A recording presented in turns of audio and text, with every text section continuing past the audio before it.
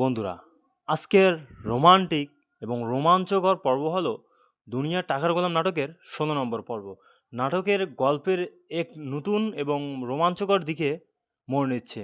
বিগত পর্বে শেহজাদ খানের গুলি লাগার পর থেকে দর্শক মহলে যে চরম কৌতূহল আর আশঙ্কার সৃষ্টি হয়েছিল, সেটি মূলত এই পর্বের এক বিশাল টুরিস্টের মাধ্যমে খোলসা হতে যাচ্ছে।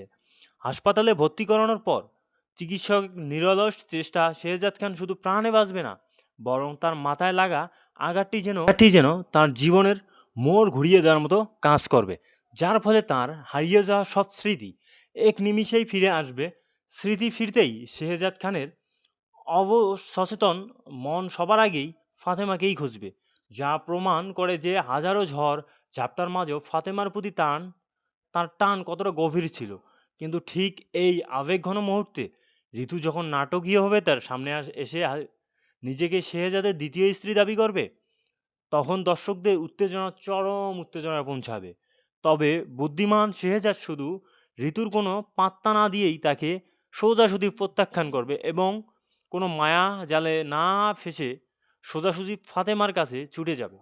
এরপর ফাতেমা যখন শেহজাদের কাছে অতীতের সমস্ত কালো সত্যি আর তাদের সাথে হওয়া প্রতারণার কথা এক এক করে খুলে বলবে, তখন থেকেই শুরু হবে নাটকের আসল রোমাঞ্চকর।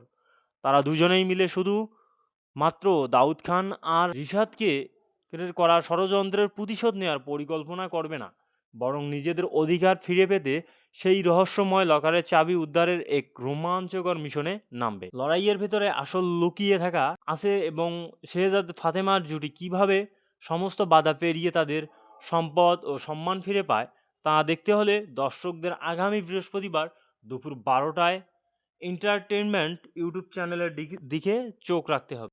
দর্শক বন্ধুরা, আরও এইরকম নিত্য নতুন নাটকের রিভিউ পেতে আমাদের চ্যানেলের সঙ্গেই থাকুন।